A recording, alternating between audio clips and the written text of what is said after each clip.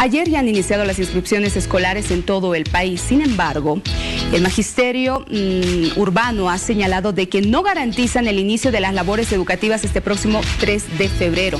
Eso preocupa, sin duda, a los padres de familia y a toda la población en general. ¿Qué va a pasar en este sentido? Este viernes se ha convocado una reunión con el Ministerio de Educación y esperemos que en este encuentro se puedan dar soluciones y reiniciar las labores educativas como estaba previsto. Y estamos justamente con el profesor José Luis Álvarez, ex dirigente del magisterio, con quien vamos a hablar de este tema. Qué gusto tenerlo acá, buenos días. Muchas gracias por la invitación. A ver, ¿qué es lo que pasa? ¿Por qué no se garantiza el reinicio de las labores educativas este 3 de febrero? Cada inicio de gestión en el mes de enero se publica la resolución 01, que es una resolución que reglamenta y norma las características, los periodos que va a tener el calendario escolar, donde también se establecen los roles y funciones de cada uno de los componentes de la comunidad educativa. Nosotros nos hemos reunido en 2 oportunidades con el Ministerio de Educación. Uno vino a buscarnos en Cochabamba, donde teníamos reunión varias federaciones, y otro que nos reunimos en el Ministerio de Educación durante todo un día.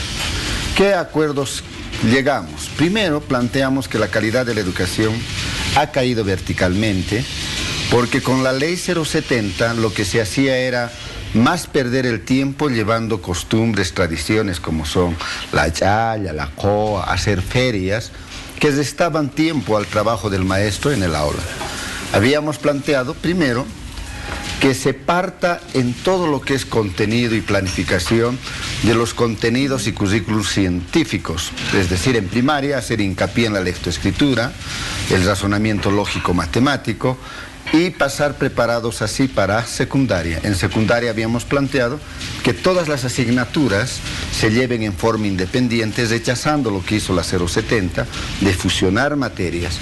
En esa medida planteamos que se elimine el PSP, que es el proyecto socioproductivo comunitario, como también se eliminen los campos. También llegamos a un acuerdo donde se dé papeles concretos a la Junta Escolar, que no se metan en problemas administrativos y pedagógicos que corresponden exclusivamente a los maestros. ¿Qué pasó con el tema de la evaluación? Es otro factor que ustedes también han observado, sí, ¿no? También hemos cuestionado el problema de la evaluación, donde había mucho hincapié en el problema de la autoevaluación. Se debía hacer hincapié fundamentalmente en los aprendizajes, en el quehacer educativo y en la responsabilidad del estudiante. También establecimos que se frene el reordenamiento, que supone cerrar unidades educativas, fusionar paralelos y obligar a los maestros a pasar clases con 35 hasta inclusive 45 alumnos, para que máximo se pase con 20 alumnos por maestro, para hacer un seguimiento adecuado. Todos estos acuerdos a los cuales llegamos en función de tener una adecuada calidad de la educación, lamentablemente no se cumplieron, y la resolución 01 salió tal como era el año pasado, el 2019. ¿Eso ha generado molestia en su sector? Eso ha generado molestia, no solo molestia, sino sentirnos burlados. ¿Para qué llama el Ministerio de Educación a reunirnos si no va a tomar en cuenta las posiciones de los maestros? Hay otro aspecto también que no solamente los profesores se han quejado, sino también los padres de familia. Esto del promedio, ¿no? El fusionar todas las materias y que no sea por separado al momento de la evaluación, ¿no? ¿Esto le resta importancia a otras materias, por así decirlo?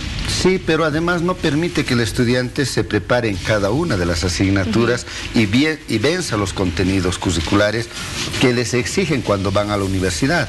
Por ejemplo, cuando se fusiona biología y geografía, se hace un promedio. Cuando el estudiante quiere ir a medicina, le exigen harto de biología. Y cuando tiene que ir, por ejemplo, a ingeniería, cuando se fusiona física y química, no se profundiza en la misma proporción cada una de estas materias. Planteamos que se separen y que cada maestro de especialidad dicte su especialidad.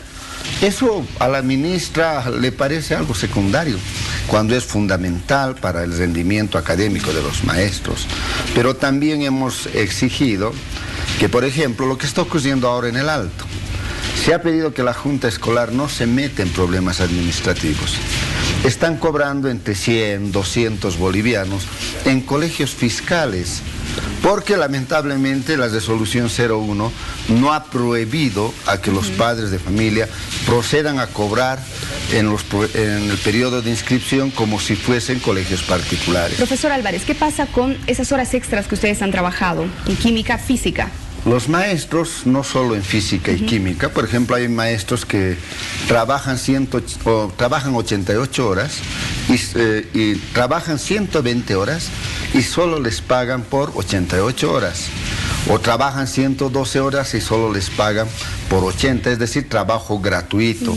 A esto se ha incorporado a los maestros de física química, les han aumentado un periodo la gestión pasada, tenían que pagarles ya en el mes de febrero, durante todo el año no les han pagado y son trabajo gratuito. En nivel inicial, las maestras trabajan 100 periodos al mes y solo se les paga por 88. Habíamos acordado que iban a pagar estas deudas históricas que se llaman para el magisterio, todas las horas ad honorem. Tampoco eso se ha reflejado en el problema de la resolución 01. Una posible solución es asignar mayor presupuesto. Eso es lo que se necesita en este momento en educación para el tema de ítems, por ejemplo, para que no tengan esa cantidad de alumnos cada maestro en una sola aula para que se pueda separar. Sí, eso es lo concreto que se está exigiendo, que haya mayor presupuesto para la educación, así como se ha incrementado el presupuesto y es justo para salud, también se debe incrementar el presupuesto en educación porque el gobierno de Evo Morales, igual que el gobierno de Sánchez de Lozada, han procedido a recortar el presupuesto educativo. Actualmente, ¿cuánto de presupuesto tiene la educación? Apenas tiene el 7,2%. O sea, no pasa ni siquiera el 10%, cuando en el pasado teníamos más del 30% de presupuesto para educación. ¿Qué pasa con la abrogación de la ley Avelino Signani? ¿Esto es posible en esta etapa de transición o es que están pidiendo la modificación de algunos artículos? Es posible abrogar la 070, sí. Y lo que hemos planteado nosotros es en los hechos anular la 070 y garantizar la calidad de la educación. Cuando hemos planteado partir de conocimientos científicos y no de saberes ancestrales, eso estudiarlos, pero no que sea la parte fundamental. Cuando hemos planteado que las materias se separen por asignaturas y no estén organizados por campos, estamos cambiando lo negativo que tenía la 070.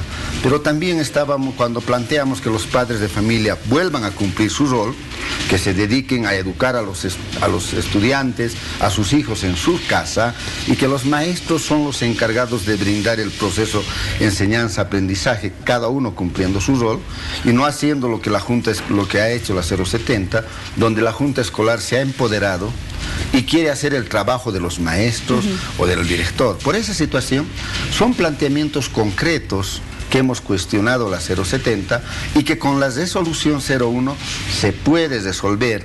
También hemos pedido el respeto al reglamento del escalafón para que se designe tal como dice nuestro escalafón y evitar la improvisación, la incorporación de otros profesionales en la carrera docente.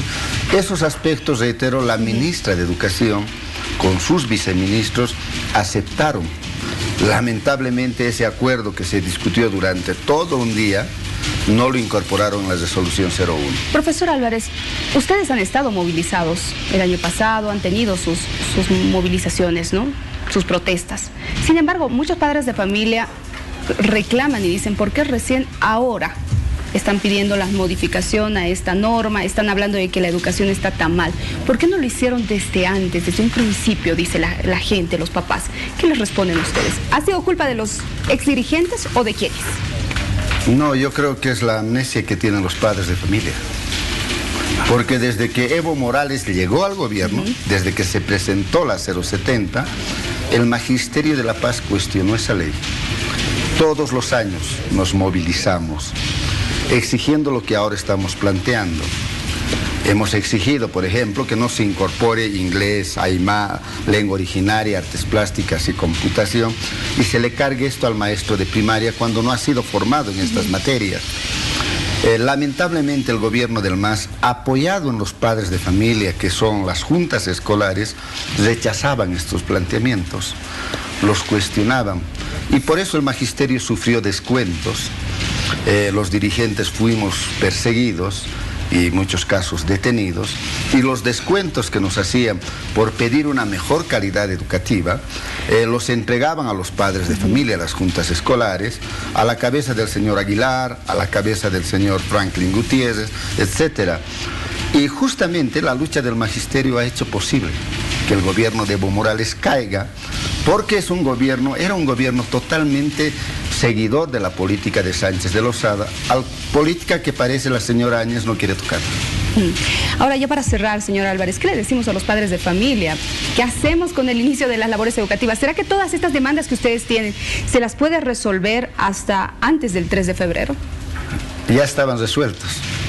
Quien ha borrado con el codo lo que ha firmado con la mano es la ministra de Educación.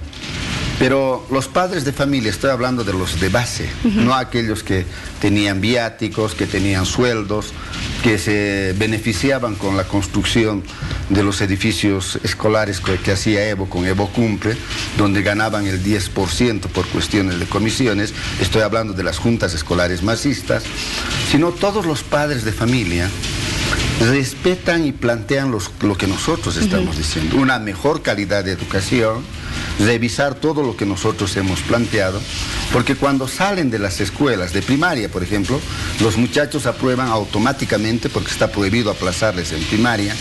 En secundaria, si hay un estudiante detenido, al maestro le procesan, lo sancionan por haber detenido a un estudiante. Entonces todos los padres de familia ven que cuando salen bachilleres sus hijos tienen que acudir a institutos superiores. Es decir, no están preparados. No están preparados. Y por eso nosotros partimos del convencimiento que el padre de familia está con nuestra posición para garantizar una calidad educativa correspondiente. Profesor Álvarez, muchas gracias por haber venido, de verdad un placer conversar con usted. Esperemos que el viernes en esta reunión con la ministra de Educación puedan solucionar este tema. Esperemos que la ministra venga con las ganas de cumplir lo que firma, sino que no se reúna, ¿no? Que declare la guerra de una vez y saque, tal como hacía el señor Aguilar, sin consultar a los maestros cualquier normativa. Esperemos que no sea así, porque los niños tienen el derecho y tienen que estudiar, y este 3 de febrero deberían iniciar las clases.